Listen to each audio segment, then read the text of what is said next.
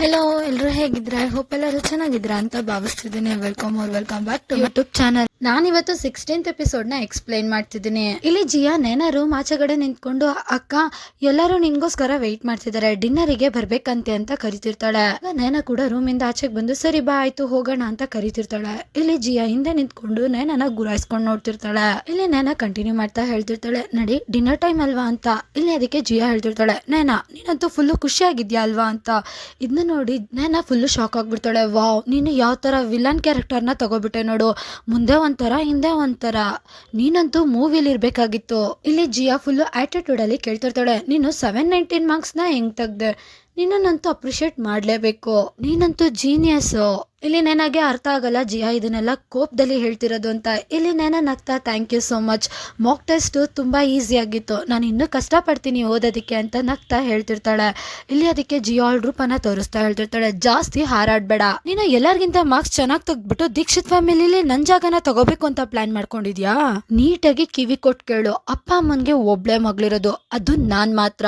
ನೇನ ನಿನ್ಗೆ ಇಲ್ಲಿ ಯಾವ ಜಾಗನೂ ಇಲ್ಲ, ನಿನ್ನಂತ ಹಳ್ಳಿ ಗಮಾರಿಗೆ ನಿನ್ ಯೋಗ್ಯತೆ ಏನು ಅಂತ ನಾನ್ ತಿಳಿಸ್ಕೊಡ್ಬೇಕಾ, ನೀನೇ ತಿಳ್ಕೊಬೇಕು ಅಂತ ಅವಳಿಗೆ ಫಿಂಗರ್ ಅಲ್ಲಿ ಒತ್ತಿ ಒತ್ತಿ ಹೇಳ್ತಿರ್ತಾಳೆ. ಇಲ್ಲಿ ಅದಕ್ಕೆ ನೇನ ಕೂಡ ಫಿಂಗರ್ ನ ಕೆಳಗಡೆ ಬೀಳಿಸ್ತಾ, ಏನ್ ಯೋಗ್ಯತೆ, ಯಾವ ಯೋಗ್ಯತೆ, ಏನ್ ತಿಳ್ಕೊಬೇಕು ಹೇಳು ಹೇಳು ಅಂತ ಮುಂದಕ್ಕೆ ನಡ್ಕೊಂಡು ಹೋಗ್ತಿರ್ತಾಳೆ.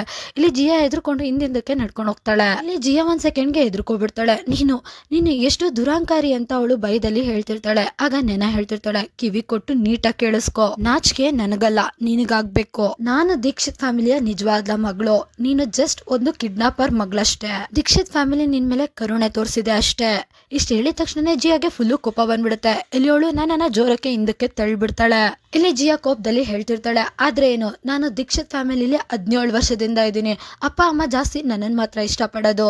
ನೇನಾಗೆ ಆರ್ಗ್ಯುಮೆಂಟ್ ಮಾಡಕ್ಕೆ ಒಂದ್ ಚೂರು ಇಷ್ಟ ಇರಲ್ಲ. ಇಲ್ಲಿ ಅದಕ್ಕೆ ಅವಳು ಹೇಳ್ತಿರ್ತಾಳೆ, ಸರಿ ಆಯ್ತು, ನೀನೇನ್ ಹೇಳ್ತಿದ್ಯೋ ಅದೆಲ್ಲ ಸರಿ, ದೀಕ್ಷಿತ್ ಫ್ಯಾಮಿಲಿ ಫುಲ್ಲು ಮೆಂಟಲ್ಗಳು, ನೀನು ಕೂಡ ಇವ್ರಿಗೆ ಫುಲ್ಲು ಸೂಟ್ ಆಗ್ತೀಯ ಅಂತ ಅವಳು ನಗ್ತಾ ಹೇಳ್ತಿರ್ತಾಳೆ. ಜಿಯಾ ಕೋಪದಲ್ಲಿ ಫುಲ್ಲು ಜೋರಾಗಿ ಕಿರಿಸ್ತಾ, ದುರಾಂಕಾರಿ, ಅಪ್ಪ ಅಮ್ಮ ಜಾಸ್ತಿ ಮತ್ತೆ ಅಣ್ಣನೂ ಜಾಸ್ತಿ ನನ್ನನ್ನೇ ಇಷ್ಟಪಡೋದು ಅಂತ ನಿನ್ಗೆ ಹೊಟ್ಟೆ ಉರಿ. ಮತ್ತೆ ಇನ್ನೊಂದು ವಿಷಯ, ಫ್ಯೂಚರ್ ಅಲ್ಲಿ ದೀಕ್ಷಿತ್ ಫ್ಯಾಮಿಲಿದು ಏನೇನ್ ಪ್ರಾಪರ್ಟಿ ಇದೆ ಅದೆಲ್ಲ ನನಗ್ ಮಾತ್ರನೇ ಸಿಗೋದು, ಮಧ್ಯದಲ್ಲಿ ಅವಾಗ ಬರಕ್ ಹೋಗ್ಬೇಡ. ಈ ಮಾತನ್ನ ಕೇಳ್ತಾ ನನಗೆ ನಗು ಬಂದ್ಬಿಡುತ್ತೆ. ಓ, ಏನೋ ಪ್ರಾಪರ್ಟಿ ಎಲ್ಲ ನಿನಗ್ ಸಿಗುತ್ತಾ, ಸರಿ ಆಯ್ತು, ನನ್ ಒಂದ್ ಕ್ವಶನ್ಗೆ ನೀನ್ ಆನ್ಸರ್ ಮಾಡು ಸಾಕು. ನಿನ್ ಹತ್ರ ಯಾವ್ದಾದ್ರು ಸ್ವಲ್ಪನಾದ್ರೂ ಶೇರ್ಸ್ ಇದೆಯಾ, ಇಲ್ಲ ನೀನ್ ಯಾವತ್ತಾದ್ರೂ ಎಲ್ಲಿಗಾದ್ರೂ ಕಂಪ್ನಿಗೆ ಹೋಗಿದ್ಯಾ, ಇಲ್ಲ ಯಾವ್ದಾದ್ರು ಪ್ರಾಪರ್ಟಿ ಆದ್ರೂ ನಿನ್ನ ಹೆಸರಲ್ಲಿ ಇದೆಯಾ, ಅಟ್ ಲೀಸ್ಟ್ ಯಾವತ್ತಾದ್ರೂ ಬಿಸ್ನೆಸ್ ಡಿಸಿಷನ್ಸ್ ಆದ್ರೂ ತಗೊಂಡಿದ್ಯಾ? ಇಲ್ಲಿ ಜಿಯಾಗೆ ಏನ್ ಹೇಳ್ಬೇಕು ಅಂತಾನೆ ಗೊತ್ತಾಗಲ್ಲ. ಅದು ಅಲ್ಲಿ ಇಲ್ಲಿ ಅಂತ ಹೇಳ್ತಿರ್ತಾಳೆ. ಆಗ ನನಗೆ ಕಂಟಿನ್ಯೂ ಮಾಡ್ತಾ ಹೇಳ್ತಿರ್ತಾಳೆ, ನೀನ್ ಹೇಳ್ತೀಯ ಅವರು ನಿನ್ನ ತುಂಬಾ ಇಷ್ಟಪಡ್ತಾರೆ ಅಂತ, ಆದ್ರೆ ನಿನ್ನ ಹತ್ರ ಏನು ಇಲ್ಲ, ನಿಜವಾಗ್ಲೂ ನೀನು ತುಂಬಾ ಇನ್ನೋಸೆಂಟ್, ನಿನ್ಗನ್ಸುತ್ತಾ ಇದನ್ನ ಪ್ರೀತಿ ಅಂತಾರೆ ಅಂತ?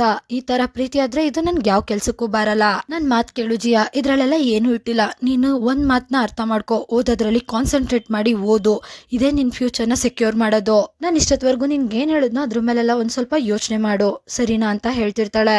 ಇಲ್ಲಿ ಅದಕ್ಕೆ ಜಿಯಾ ಓ ಅಂತ ಹೇಳ್ಬಿಟ್ಟು ಸುಮ್ನಾಗ್ಬಿಡ್ತಾಳೆ. ಸೊ ಇಲ್ಲಿಗೆ ಈ ಎಪಿಸೋಡ್ ಕೂಡ ಎಂಡ್ ಆಗುತ್ತೆ. ನೆಕ್ಸ್ಟ್ ಎಪಿಸೋಡ್ ಅಲ್ಲಿ ಏನಾಯ್ತು ಅಂತ ತಿಳ್ಕೊಳ್ಳೋದಕ್ಕೆ ವೇಟ್ ಮಾಡಿ. Thank you for watching. Bye guys.